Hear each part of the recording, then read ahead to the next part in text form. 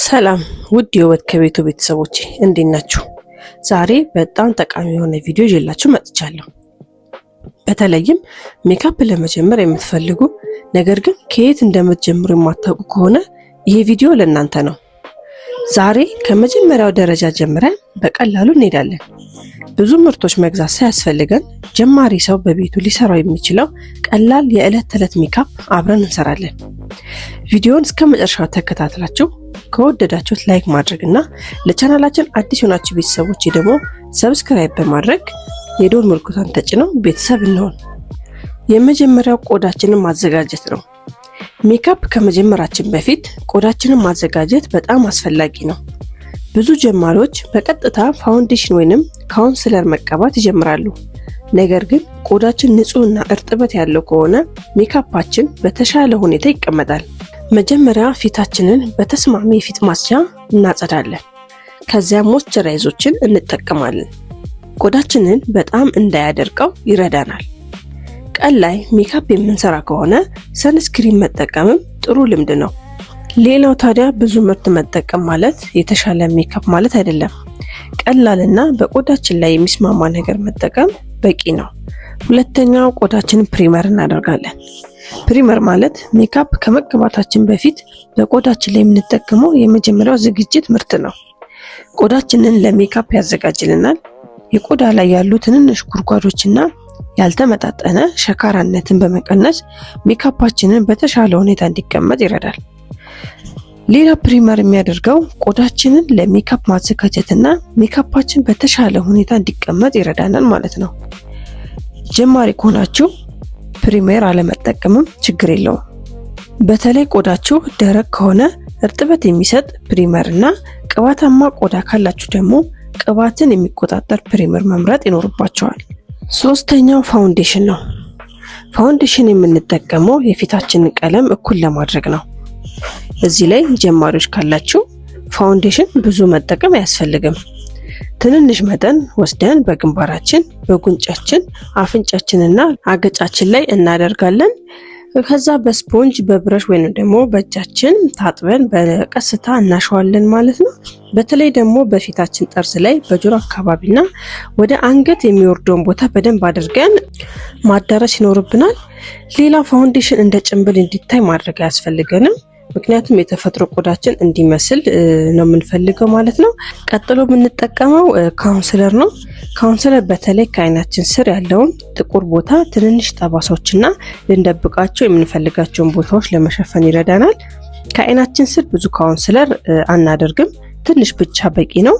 ከዚያ በስፖንጅ ወይንም በብረሽ በመጠቀም በቀስታና ብሌንድ እናደርገዋለን ማለት ነው።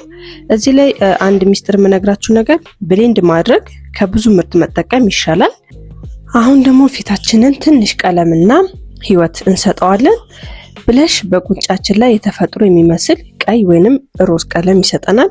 ትንሽ ብቻ እንወስድና በጉንጫችን ላይ እንቀባለን። ከዚያ ካውንተር በመጠቀም ከፈለግን በጉንጫችን ጎን፣ በግንባራችን ጠርዝና በአፍንጫችን ጎን ትንሽ ብቻ እንጠቀማለን። እነዚህን በደንብ አድርገን ብሌንድ ማድረግ ይኖርብናል ማለት ነው።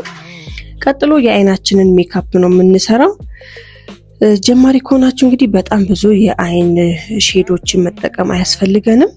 አንድ ቀላል ቡናማ ወይንም ኒውድ ቀለም መምረጥ ትችላላችሁ። በመጀመሪያ በሽፋናችን ላይ ቀላል ቀለም እንጨምራለን። ከዛ በአይናችን የውጭ ጠርዝ ላይ ትንሽ ጥቁር ወይም ቡናማ ቀለም በመጨመር ብሌንድ እናደርጋለን።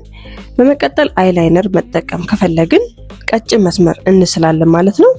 ጀማሪ ከሆናችሁ ታዲያ በመጀመሪያ ትልቅ ዊንግ ለመስራት መጣደፍ አያስፈልግም። ቀጭንና ቀላል መስመር በቂ ነው። በመጨረሻ ማስካራ መጠቀም እንችላለን። ይህም የአይናችንን ሽፋሽፍት ረዘም እና ወፍራም እንዲመስል ስለሚረዳን ማለት ነው። ከዛ ቀጥሎ ቅንድባችንን ነው የምናሳምረው ማለት ነው።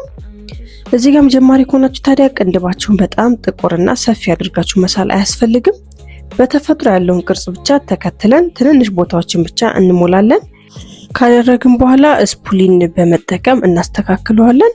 የተፈጥሮ የሚመስል አይቦሮ ለጀማሪዎች በጣም ያምራል ማለት ነው። ሌላው የከንፈር ሜካፕ ነው የምንሰራው። በመጀመሪያ ሊፕ ባልም በመጠቀም ከንፈራችንን እናለሰልሳለን። ከዚያ ሊፕ ላይነር ካለን የከንፈራችንን ቅርጽ በቀስታ እንከተላለን። ሊፕስቲክ ወይንም ደግሞ ሊፕ ግሎዝ እንጨምርበትና ለዕለታዊ ሜካፕ ከሆነ ኒውድ፣ ቡናማ ወይም ደግሞ ሮዝ ቀላል ቀይ ቀለሞችን መምረጥ እንችላለን። ቀጥሎ ሜካፓችንን ነው የምናስተካክለው በመጨረሻ ማለት ነው። እዚህ ጋር ሴቲንግ ፓውደር ወይንም ደግሞ ስፕሬ መጠቀም እንችላለን። ቅባታማ ቆዳ ካለን ፓውደር በተለይ በሚበዛበት ቦታ ትንሽ ብቻ እንጠቀማለን። ሴቲንግ ስፕሬ ደግሞ ካለን ከፊታችን ቅርጽ ርቀት ራቅ እናደርግና እንረጫለን ማለት ነው። ቅድም እንደነገርኳችሁ ብዙ ምርት መጠቀም አያስፈልገንም። ቀላል ሜካፕ ብዙ ጊዜ የተፈጥሮና የሚያምር ውጤት ይሰጠናል ማለት ነው። ወደ መጨረሻውና ማጠቃለያው ደርሰናል ማለት ነው። ዛሬ ከመጀመሪያው ጀምረን ቀላል የሜካፕ አሰራር እንግዲህ ሰርተናል።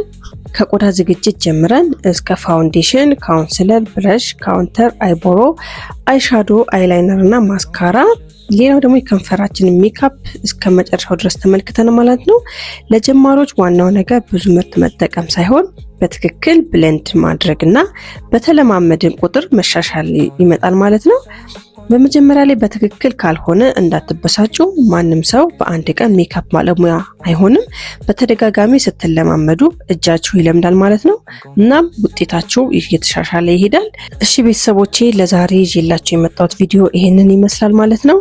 ቪዲዮ ከጠቀማችሁ ላይክ እና ሼር ማድረጋችሁ እንዳትረሱ። ምክንያቱም ሌሎች አዳዲስ እህቶቼ ሜካፕ መማር የሚፈልጉ ስላሉ ሼር አድርጉላችሁ ማለት ነው። ለቻናላችንም አዲስ ናችሁ ቤተሰቦቼ ሰብስክራይብ እና የደወል ምልክቷን በመጫን ቤተሰብ እንሁን። በሚቀጥለው ቪዲዮ እስከምንገናኝ ድረስ ታዲያ ሰላም ቆዩኝ።